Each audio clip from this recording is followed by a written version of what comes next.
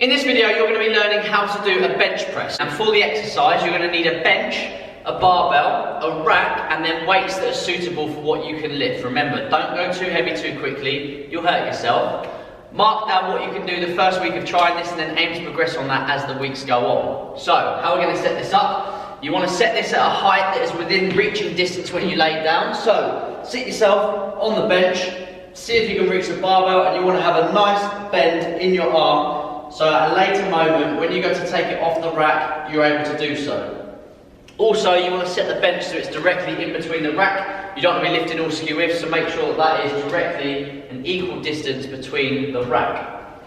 Now, let's move on to the movement. So, this lift is going to have 4 contact points. Number 1 is going to be your feet with the ground. Number 2, your bum on the bench. Number 3, your shoulders on the bench.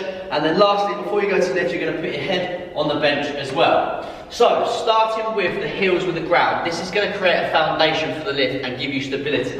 So you want to put your legs just outside of shoulder width and make sure you get contact with your heel on the ground. When you get that contact with your heel on the ground, you want to create a 90-degree angle with your upper and lower leg. If you're not able to do so, you may need to put something under your feet to enable you to do this.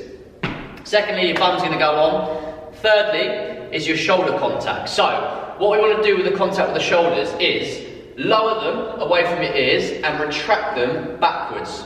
So you want to be squeezing your shoulder blades nice and tight together. This is good for the shoulder joint because it takes the pressure off of it. So when you're lifting, you'll notice later that we're going to keep our arms at a 45-degree angle. You don't want to go too wide because again this puts too much pressure on the shoulder joint, and you don't want to go too close because it engages the triceps instead of the chest. So 45-degree angle as you lower it, and also you want to retract your shoulders. This means that your shoulders are not moving forward as you're lifting, and again it takes the pressure off that joint.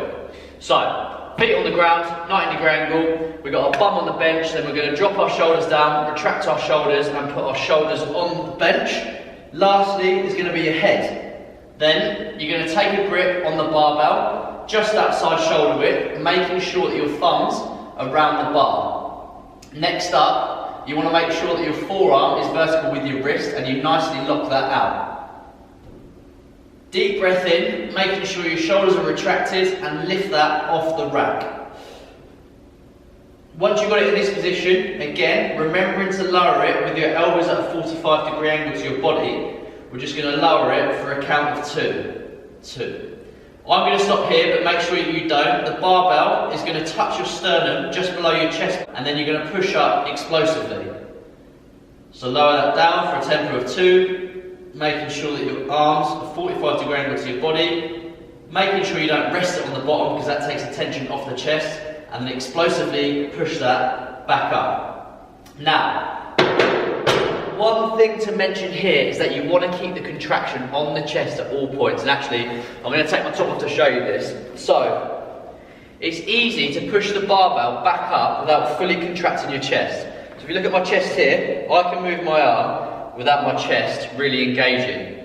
That's not what you want to do because this exercise is all about working your chest and we want to do it maximally. So, as you push back up, squeeze that chest as tight as possible. In your head, think, I want to be squeezing my chest to get this bar back up, not I want to be pushing my arms away from my body to get it back up. Because as you can see, it's easy to move your arm like that without fully contracting your chest. We want to be doing that. A good coaching point for this, and it's a good one to put in your memory, is as you push this away from your body, imagine that you're pushing in a triangle. So as opposed to, let me show you, retract your shoulders, thumbs around the bar, drop that down. So I'm not going to be thinking now, right, push this back up with my hands. I want to be thinking I'm pushing this in a triangle, trying to get my elbows together. They're obviously not going to be because I'm holding onto the bar. But as you think about pushing that up and pushing into a triangle, it's going to make sure that your chest is as contracted as possible and you're squeezing really, really tightly and it's working the right muscle. So make sure you remember that. Another cue I've heard is to push your elbows together instead of your hands, and it's the same sort of thing as the triangle. So instead of thinking, let me just get my hands right back up to the beginning, you want to think, how can I make my elbows touch? Again, they're not going to touch because you're holding the bar, but that cue in your mind makes you want to contract your chest. Okay, let's just recap that exercise. So we've got the 4 contact points: heels, bum, shoulders, head. Remember, you can put plates under here if you can't get a 90-degree angle when you're doing so. The first one is going to create stability on the foundation of the lift. Your bum's going to touch down, your shoulders next. Make sure you drop your shoulders and retract them to take the pressure off the shoulder joint.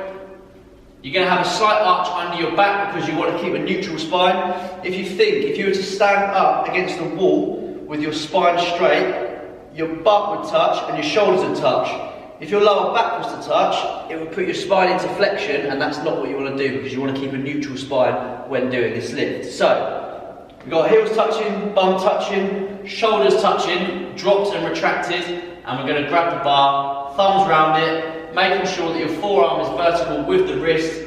We're going to push that off the rack, lower that down with the arms at a 45-degree angle to the body, touch your sternum, don't rest, push back up explosively. As we push back up explosively, we want to be thinking about pushing in a triangular motion, keeping contract on the chest, or trying to make your elbows touch. So again, lower down, 45-degree angle, touch the sternum, explosive up. Drop that onto the rack, and that is how you do a chest press while making sure that your chest is contracted and you're doing it in a safe manner.